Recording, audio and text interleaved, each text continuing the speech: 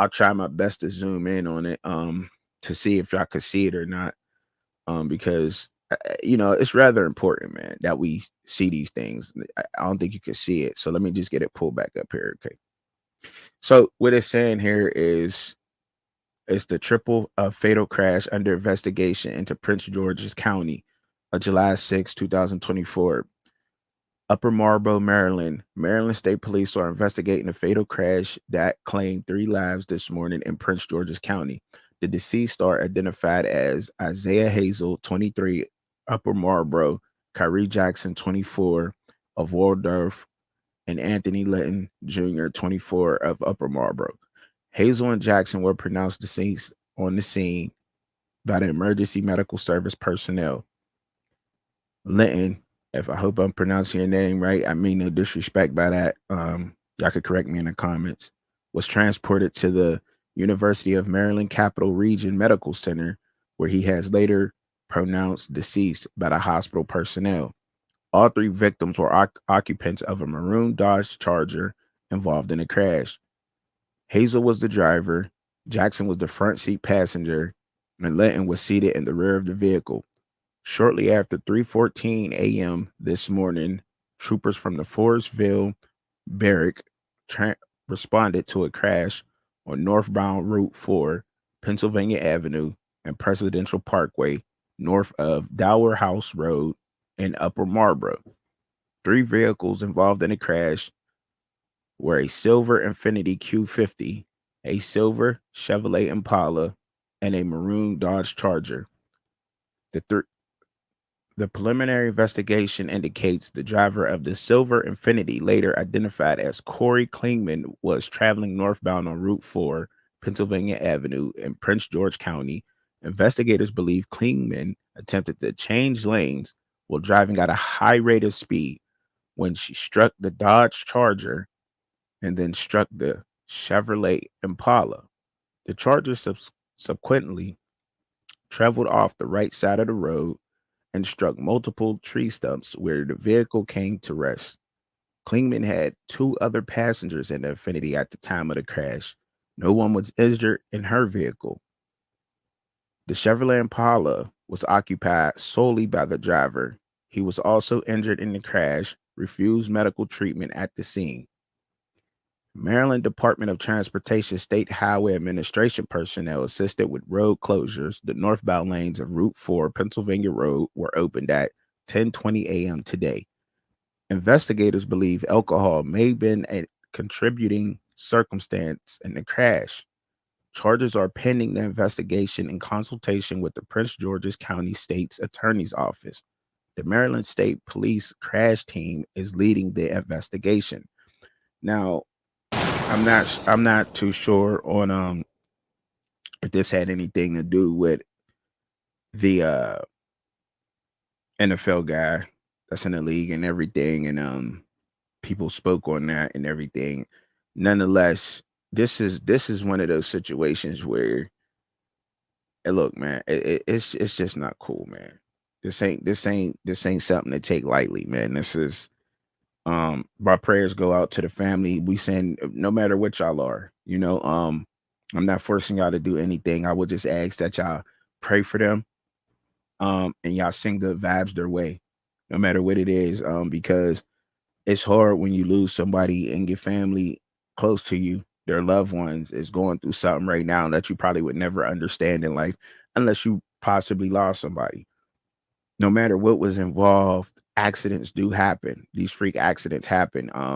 By the way, I wanted to, tell my auntie I love you, Aunt Jewel. I'm thinking about you, definitely praying for you and everything. Because when you lose somebody so close to you or something, that it just never really goes away. People tell you that it goes away, but time heals it. And the only reason why time heals that hurt of losing somebody so close to you is because it's kind of like it just fades away, but it really never goes away. You look at pictures and you cry. And I'm not trying to bring y'all down this morning. I'm just trying to inform y'all and just let somebody know whoever may be listening to this that lost somebody close to you, that I've been there. I understand how I feel, and to keep your head up, because the best thing we can do to honor those who are close to us that we lost is to keep doing the positive things in life that we move forward to. So rather whatever it was that it was positive with you and that family member, or that family member wanted you to achieve, go ahead and do that. You know what I mean? That way you're honoring that person and moving forward in those steps in life, because the pain never goes away. Every time you look at a picture, every time you do something that reminds you, your tears are going to roll down your ass. But when you do cry, smile, rejoice. That's them coming to you. That's them, their presence is near you at that time. You know what I'm saying? So rejoice in that, celebrate it, um, and be happy about it. It's hard to do that, but as time goes on, you'll understand what I'm talking about. When it's fresh, it won't make sense to you. But as time goes on, you'll understand what I'm talking about when it comes down to that. Because If you didn't hear the news, Kyrie Jackson has passed away from a car accident last night. Now, I don't have all the details. I haven't really looked into it. I'm actually on vacation right now. But here's what I want to say. Somebody reached out to me in my DMs and said, so see, right then and there, when he say he don't know the details of it, y'all see, I just read y'all the whole story of what happened with Kyrie Jackson from the DMV area. And shout out to my man DJ Dion DJ Jr. Galot Jr. Dion Galot Jr. Shout out to my man, calling DJ.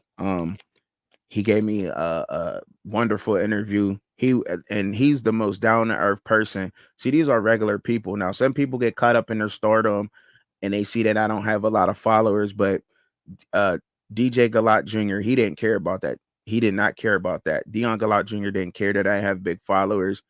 He was willing to sit down with me. He just seen another, man trying to come up and working hard, and he sat down with me and did an interview. And I also seen that he posted, so they know each other because they're from that area.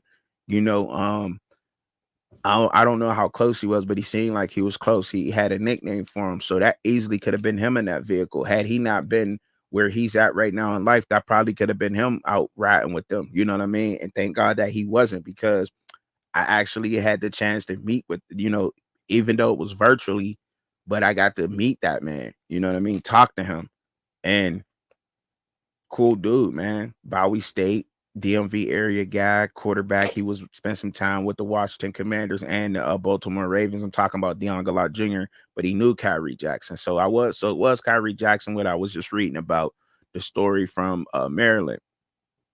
And I know sometimes I go off in a tangent, but like I said, this the morning after, and this is more like what this is. We talk things out here. So Rico knows right then and there, him not having the whole story and all the information. Stop trying to be first with the stories. We are not Channel 5. We are not Channel 11. We are content creators, content journalists, journalist content, whatever, however it is, because there is people out here who do very good journalistic stories. I'm like it, and they qualify as that, because a journalist investigates the story, brings out the facts, and also speaks on it. You know what I mean? So not only does a journalist, and that's why I say, like, people say, "Oh, you're not a journalist." Well, y'all try to classify us as that, and y'all try to make us be more journalistic in our takes and with our information. So yes, but we are practicing, whether we went to school for it or not. We are practicing to be journalists out here, and I would say that, so because people want, they just don't want you to talk about something. They want you to present the facts of what you're talking about. And that's what journalists do. They investigate. And when you're a sports content creator, sports journalist, how you ever want to put that, I can't talk about a player to some people because they'll say, "Oh, well, he's listed 6'5" here. He's listed 6'4" here. What's his true height?" You have to know that. True height, true weight. You know what I mean? So forth and so on. Where he went to school at. That's journalistic duties. That's being a journalist. Digging into the guy and finding out where he went to high school, what position he played in high school. This so forth. That's being a journalist. But he's normally a lot better than this. And I'm surprised he came out and did that. And I just wanted to say that without, the information, because I'm just starting off like that. That's bad. I haven't really looked into it. I'm actually on vacation right now. But Here's what I want to say. Somebody reached out to me in my DMs and said, Rico, you were right because you said he was a terrible person and you said he was this. I just want to get this out there right now. When I talked to former players who have played, former teammates who have played with Kyrie Jackson, they all had the same kind of message, which is an immensely talented person, terrible person, Mm-mm. character wise, but he's immensely talented on the football field. So for me, I'm not going to support somebody like that. Don't know the story. Comes out. You're not going to support somebody like that.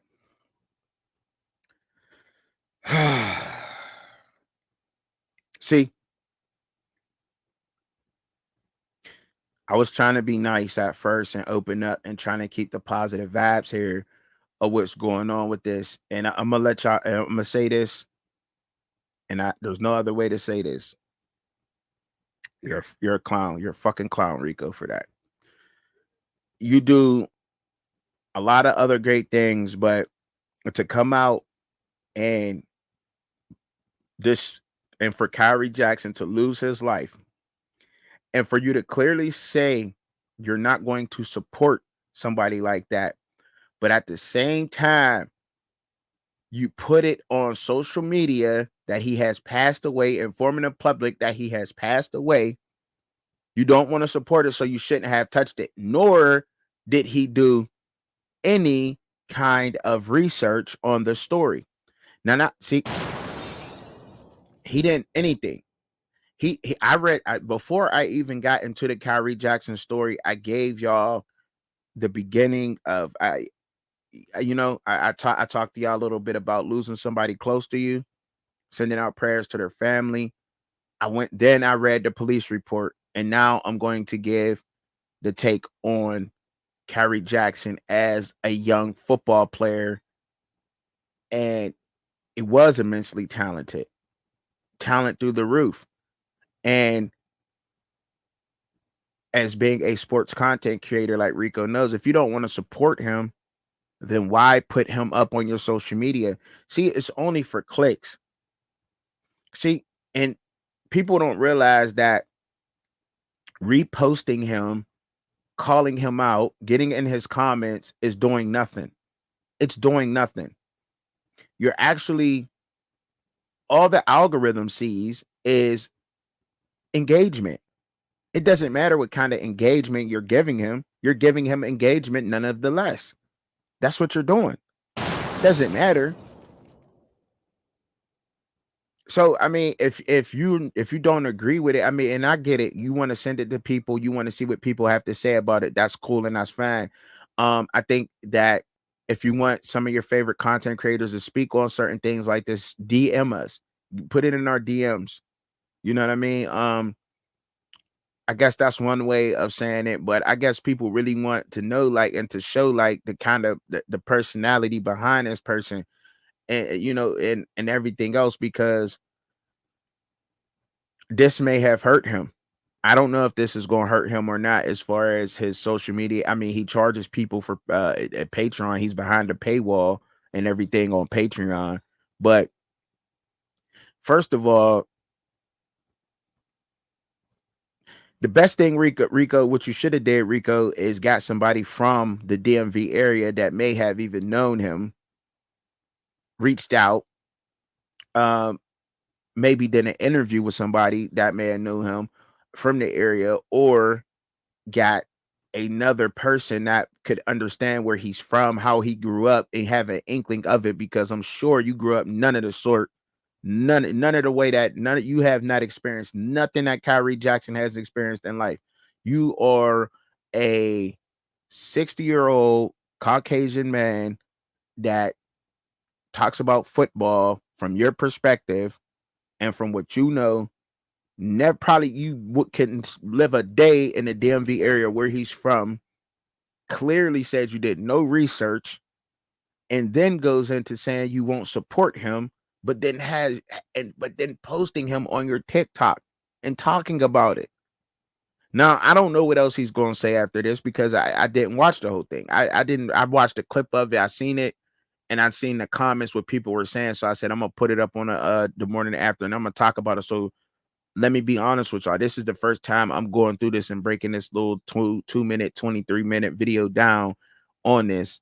And you, by the way, fair use act, and all of that. This is for educational purposes because I'm educating people on being a content creator and talking out of turn when you don't know what's going on, nor can you even relate a little bit of what's going on to that. And some people may listen to me and say, well, what does him having to be a 60-year-old white man got to do with it? It sometimes, look, there's a big cultural difference with that sometimes.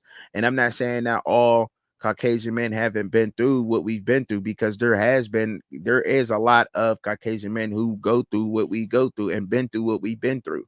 But at the end of the day, it can't be too bad with him.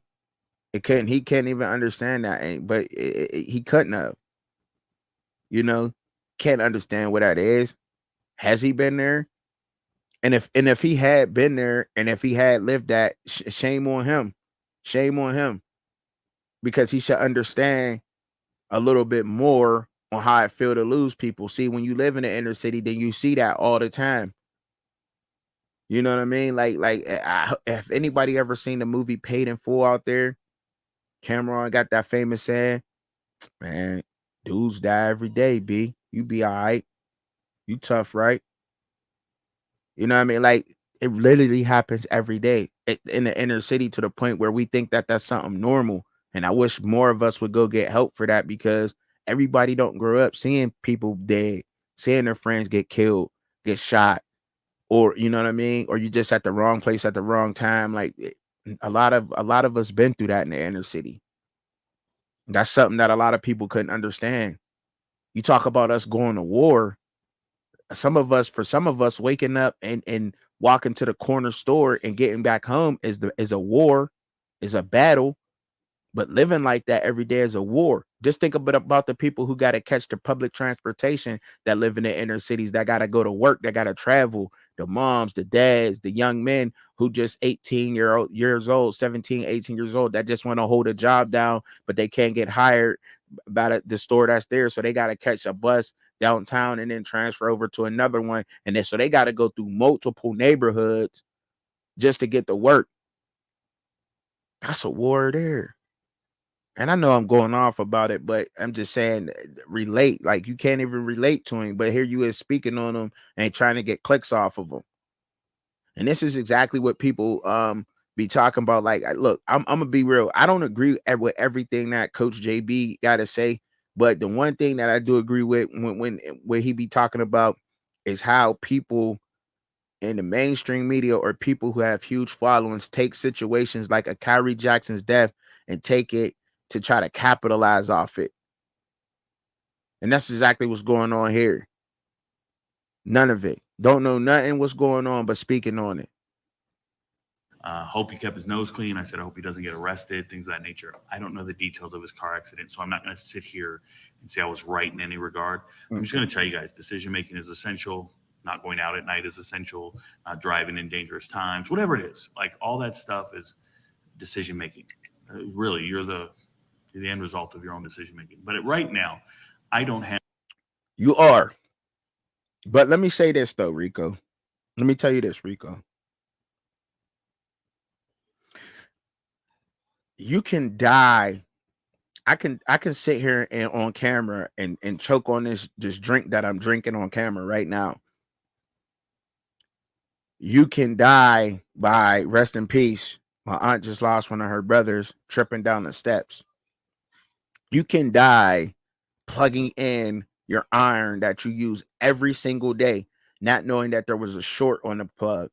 There's so many ways that you can pass away and lose life. So your decision not to plug in the iron, or your decision not to plug in your toaster, or your decision not to drink your juice, or your decision not to chew your piece of cookie and answer your phone at the same time, whatever it is, accidents happen every day. So what if he wasn't going out during the day? So what about the mom and the dad that jumped in their van taking their kids to the park, and they had to drive over the train tracks, and their tire got stuck in the train track, and the train came and took them out? So that's a decision. Come on, man. Come on, man. Come on, man. Come on. But what he's meaning to say is that, and I'm guessing, and look, when you're in your professional life and when you're a professional, does not mean that they can't have fun. Live your life, man. You got one life to live. They done this plenty of times. They done this so many times. You know what I mean? The one thing that I will say, that I don't agree with is that I think that a lot of these guys should have drivers. I think that every friend should have a designated driver. Now, it don't gotta be a Uber, you know what I mean? But or those are because those might not be safe. But if you got a friend who has a driver's license, um, just in case if y'all was pulled over, or a friend who, a professional driver, truck driver, whatever, use them to drive. Use them to drive. Like I said, and this I'm speaking from personal life. I took my barbers out to the biggest barber expo in the world. Is a big international one. They brought me on to drive them, to make sure that they were responsible and they had a responsible driver. And I think that that was genius of them of doing that, because everybody should have a driver. Now that's just how I feel about that. Now still could have been a sober driver. It like reading a report we read, y'all. It was solely this woman's fault that was speeding, right? You know, it was this woman's fault that was speeding in the car, right? And you switching lanes, and now you gone. You know, just unfortunate that he would keep saying things like this. Whole take that so far is just wrong, wrong, wrong, wrong. Handle death like everybody else. Like, I don't care about death. Death doesn't really move me all that much. I've seen a lot of death in my life. It's just the nature of who I am. So while everybody reacts to death differently, I am going to sit here and tell you guys that you can learn from other people's mistakes, whatever it is. And I saw the post on Twitter where everybody's saying, all I heard is good things about this man. He worked so hard. He made it from a deli, working in a deli. He had no interest in him out of high school. All this stuff. It's like, yeah, the reason he had to be at a deli and the reason nobody had interest in him is because he was kicked out of 4 different universities for substandard conduct. And for the last 12 months, he had been managed to do the right things while at Oregon. Not even 12 months, but for the last 8 months or so, he managed to do the right thing. Uh, Hope for the best, and it didn't work out. If you live fast, you make poor decisions, you're going to die fast, and it might be the end result of your decisions. That being said, there's a family out there hurting because they just lost somebody they love and care about. I don't know them personally. I don't wish anybody condolences. I don't get down like that. I don't send prayers or none of that shit. I don't care about any of that. Your problems are your problems. Your deaths are your deaths. So Mine are what? mine. Speak. So it is what it is, right? So it's What? unfortunate, but please stop spamming me about how right I was. We don't know the details. Your friend. Why the fuck would you speak on that? Excuse my language. Why the fuck would you speak on that? Why the fuck would you even speak on it then? He contradicted everything he just said, y'all, from beginning to end. We have to start seeing past this, that kind of ignorance. We have to start seeing he contradicted his whole take. He look, not only has Kyrie Jackson's picture behind him, he says to go in to talk about him not wanting to support Kyrie. He don't support Kyrie Jackson, but he has his picture right there. He then says he don't care about death. He's seen so much in his life, so he's not sending condolences or prayers to their family, but has his birth date and his death date at the bottom of the screen. And so would that make you some kind of tough guy because you seen death? Like, but if you don't care about it, then why even report on it? Why even talk about it? Why even talk about it? He don't. Oh my God, man! Like, yo, excuse me for losing your name, but oh my goodness, why would he even do this? See, this is why professionals, journalists, professional reporters, professional athletes, be so angry at us, content creators, and they watch and support some of us, by the way. They watch and they support some of us because some of us have so much of a big following that you can we can sway how somebody is viewed. Now just think of everybody who's subscribed to Rico Knows. Now they are swayed into thinking one way about Kyrie Jackson. Don't know the man. And if you've been around death and everything, then you know that you can go out anyway. But then he goes, everything he said was just bullshit. It was. I'm just being honest. It was stupid for him to say, even mention it from beginning to end. Everything, everything he just said in those 2 minutes and 23 seconds was so. There was no point of doing that. I don't know. First of all, I don't know that what's going on with the situation. That should have stopped you right there. Number two, you don't support the man. You said that out your mouth. And so you shouldn't even have him up there or nor be speaking on him if you don't support him. Number three, you come out and say that you don't want to send any condolences out to his family and that you don't care about death. See, I just talked about cancel culture earlier before I got into this, and that people should not be canceled. But let me say this though. In some instances, you deserve what you get, man. You deserve what you get. You deserve what you get. But see, this is where the divide comes in at, right? But see, because of the ignorance of people like him to sit there and say, "I've seen so much death." Like, if you've seen so much death and you've seen all this and that, bro, then you would know how to handle this situation a lot better. So you really just did this for clicks, for attention. What people call clout chasing or whatever. That's what you're doing right now. You're clout chasing off of Kyrie Jackson's name, and unfortunately, you're allowed to do that. But when this virtual law catches up with us, we're not going to be able to do things like this no more because somebody in his family right now want to whack Rico, and I don't blame him. I don't blame him. I'm just being honest. I'm being honest. I don't blame him. Somebody in Kyrie Jackson's family wants to beat the snot down that man's name. Uh, what Sean be saying? Rocket snot box knocks. That's what he want to do. And I look, and I don't even, and I don't condone nothing at all.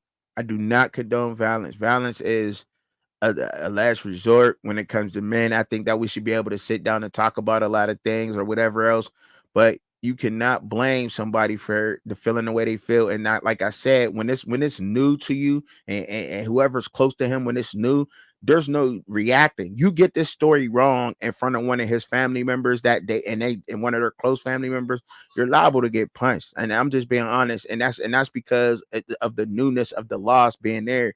Um, like I said, as time goes on, time heals it all. But he's a clown for this, man. That's crazy, man. I think he may just have lost a lot of support, man. But I think that he needs to once again sit down. I think he need to, send out a public apology for what he said. I think that he needs to sit down with somebody, and if not, then